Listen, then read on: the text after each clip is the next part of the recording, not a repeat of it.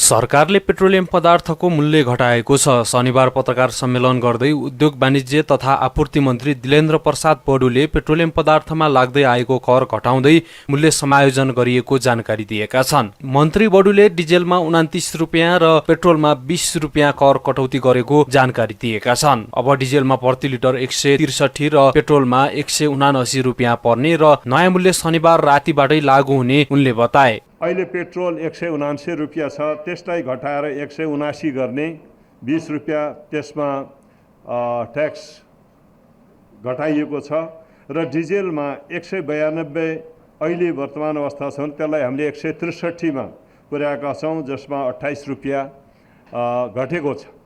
त्यसकारणले हामीलाई पुरा विश्वास छ यसले समग्र समाधान त होइन, तर तत्कालका निमित्त जनताले सर्वसाधारणले भोग्नु परेको जुन समस्या छ त्यसलाई पनि यसले केही राहत अवश्य पनि दिन्छ, हामीले त्यो विश्वास लिएका छौँ। यसअघि शनिबार बिहान प्रधानमन्त्री निवास बालुवाटारमा बसेको सत्ता गठबन्धन बैठकले सरकारलाई पेट्रोलियम पदार्थको मूल्य समायोजन गर्न सुझाव दिएको थियो। त्यस लगतै मन्त्री परिषद बैठक बसेको र पेट्रोलियम पदार्थको मूल्य समायोजन गरेको मन्त्री बडुले जानकारी दिए। उनले पेट्रोलियम पदार्थको मूल्य वृद्धिले अन्य वस्तुमा समेत मूल्य वृद्धि भएकाले सरकार यस विषयमा संवेदनशील रहेको धारणा राखे।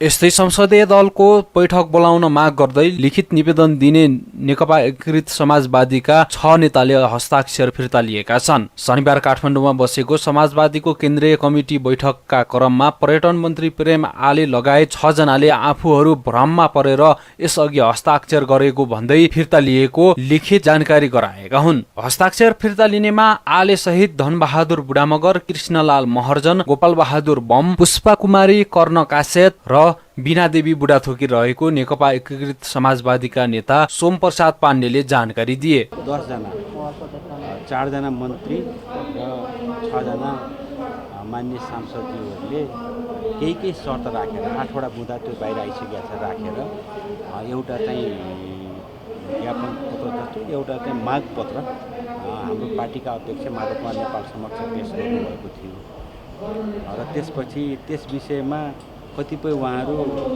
अनजान भएको, भ्रममा परेर सही गरेको भन्ने कुरा हामीलाई बताउनु भयो। त्यसमा आफ्नो निर्णय गर्नुहोस्।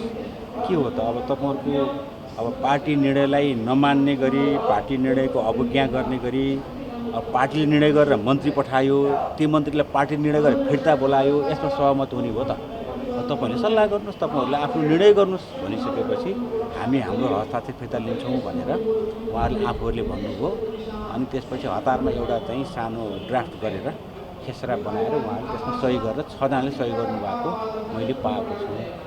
त्यो चाहिँ माधव नेपाललाई अनि महासचिव बेदुराम भुषाललाई उहाँहरूले जानकारी दिनुभएको थियो र व्यक्तिगत रूपमा पनि दिनुभयो। हामीले हस्ताक्षर गरिसक्यौँ भनेर उहाँले दिनुभएको छ। त्यसअनुसार चाहिँ अब लिखित रूपमा आफ्नै हस्ताक्षर गरेर उहाँहरूले आफ्नो चाहिँ अस्ति गरेको हस्ताक्षर यो मन्त्रीहरू समेतको चाहिँ 10 जनाको हस्ताक्षर 6 जनाले फिर्ता लिएको कागज हामी कहाँ आइपुगेको छ। यसअघि निवेदन दिने मध्ये स्वास्थ्य मन्त्री विरोध खतिवडा, शहरी विकास मन्त्री रामकुमारी झाँक्री, श्रम रोजगार तथा सामाजिक सुरक्षा मन्त्री कृष्ण कुमार श्रेष्ठ र सांसद निरा जैरूले हस्ताक्षर फिर्ता गरेका छैनन्। मन्त्री फेर्ने प्रस्तावमा असन्तुष्टि जनाउँदै समाजवादीका 10 सांसदले अध्यक्ष माधव कुमार नेपाल समक्ष संसदीय दलको बैठक बोलाउन माग गर्दै निवेदन दिएका थिए। यस्तै राष्ट्रिय जनमोर्चाका अध्यक्ष चित्रबहादुर केसीले नागरिकता सम्बन्धी विधेयक अघि बढाउन नहुने बताएका छन्। सरकारले नागरिकता सम्बन्धी विधेयक पारित गराउनेतिर अघि बढेको उल्लेख गर्दै केसीले यो नेपालको हितमा नभएको टिप्पणी गरेका छन्। रिपोर्टर्स क्लब नेपालले शनिबार काठमाडौँमा आयोजना गरेको साक्षात्कारमा बोल्दै उनले नागरिकता सम्बन्धी विधेयक पारित भए नेपालमा जनसाङ्ख्यिक आक्रमण भएसरह हुने दावी गरेका छन्। अङ्गीकृत नागरिकहरूका सन्तानलाई वंशजको नागरिकता दिन मिल्दैन। हाम्रो यहाँको चाहिँ अवस्था यी उत्तरतिर पनि ठुलो चाहिँ जनसङ्ख्या भएको चाहिँ मुलुक छ, दक्षिणतिर पनि ठुलो जनसङ्ख्या भएको मुलुक छ, दक्षिणतिर त अझ 3-4 चाहिँ अब एउटा खुला सिमाना छ। यस्तो स्थितिमा यो जनसाङ्ख्यिक आक्रमण गराएर भूगोलमाथिको आक्रमण त छँदै थियो, जनसाङ्ख्यिक आक्रमण पनि बनाएर नेपालीहरूलाई चाहिँ अल्लोमतमा पार्न चाहिँ मिल्दैन। केसीले नागरिकले नागरिकता पाउने विषयमा आफूहरूले विरोध भने नगरेको प्रश्न पारे। उनले वंशजको नागरिकता दिनको लागि आमा पनि वंशज र बुवा पनि वंशज हुनुपर्ने आफूहरूको अडान रहेको धारणा राखे। उनले नेपालमा राजनीति गर्ने भनेको जनता र देशको पक्षमा काम गर्ने भन्दा पनि राजनीति अहिले व्यवसाय भएको टिप्पणी गरे। अध्यक्ष केसीले हालको 5 दलीय गठबन्धन आगामी संसदको निर्वाचनसम्म नै कायम गरिने स्पष्ट पारेका छन्। अमेरिकाको एसपीपी कार्यक्रम अस्वीकार गर्ने बारे नेपालका दलहरूले लिएको निर्णय स्वागत योग्य रहेको उनको भनाइ छ।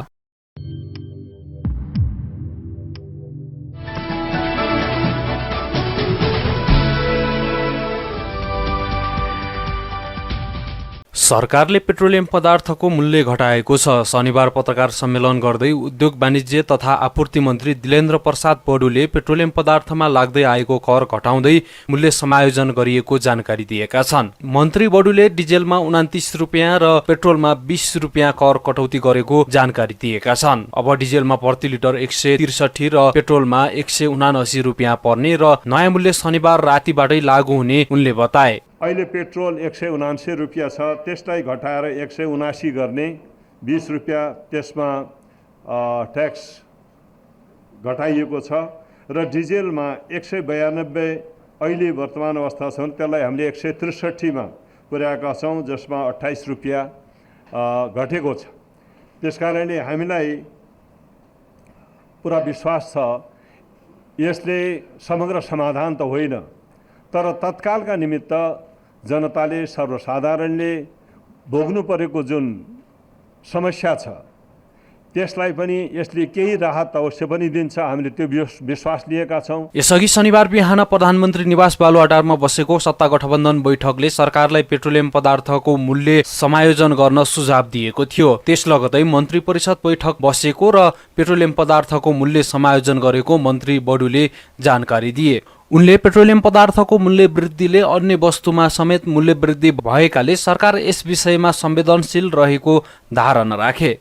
यस्तै संसदीय दलको बैठक बोलाउन माग गर्दै लिखित निवेदन दिने नेकपा एकीकृत समाजवादीका 6 नेताले हस्ताक्षर फिर्ता लिएका छन्। शनिबार काठमाडौँमा बसेको समाजवादीको केन्द्रीय कमिटी बैठकका क्रममा पर्यटन मन्त्री प्रेम आले लगायत 6 जनाले आफूहरू भ्रममा परेर यसअघि हस्ताक्षर गरेको भन्दै फिर्ता लिएको लिखित जानकारी गराएका हुन्। हस्ताक्षर फिर्ता लिनेमा आले सहित धनबहादुर बुढामगर, कृष्णलाल महर्जन, गोपाल बहादुर बम, पुष्पा कुमारी कर्ण कासेत र बीना देवी बुढाथोकी रहेको नेकपा एकीकृत समाजवादीका नेता सोमप्रसाद पाण्डेले जानकारी दिए। 10 जना 4 जना मन्त्री र 6 जना मान्य सांसदज्यूहरूले केही शर्त राखेर 8 वटा बुँदा त्यो बाहिर आइसकेका छ राखेर एउटा चाहिँ ज्ञापन पत्र जस्तो एउटा चाहिँ माग पत्र हाम्रो पार्टीका अध्यक्ष माधव कुमार नेपाल समक्ष पेश गर्नुभएको थियो र त्यसपछि त्यस विषयमा कतिपय उहाँहरू अनजान भएको, भ्रममा परेर सही गरेको भन्ने कुरा हामीलाई बताउनु भयो।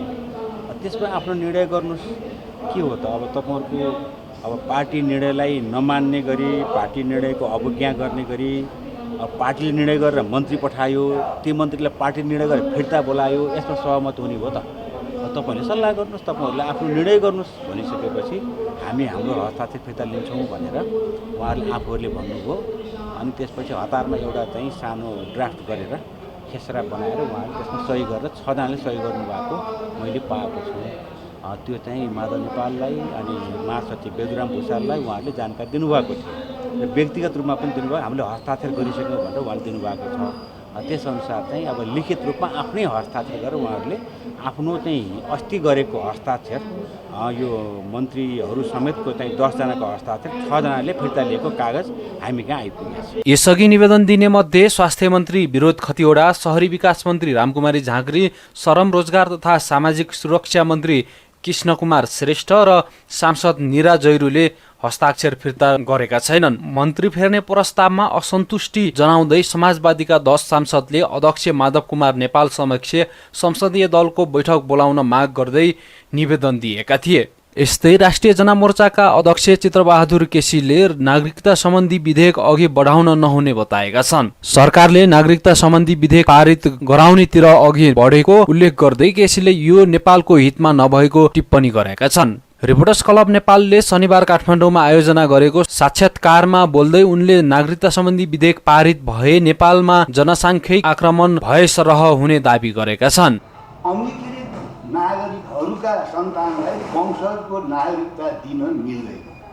हाम्रो यहाँको चाहिँ नि अवस्था यी उत्तरतिर पनि ठुलो चाहिँ जनसङ्ख्या भएको चाहिँ मुलुक छ, दक्षिणतिर पनि ठुलो जनसङ्ख्या भएको मुलुक छ। दक्षिणतिर त अझ 3-4 चाहिँ अब एउटा खुला सिमाना छ। यस्तो स्थितिमा यो जनसाङ्ख्यिक आक्रमण गराएर भूगोलमाथिको आक्रमण त थियो, जनसाङ्ख्यिक आक्रमण पनि बनाएर नेपालीहरूलाई चाहिँ अलमतमा पार्न चाहिँ मिल्दैन।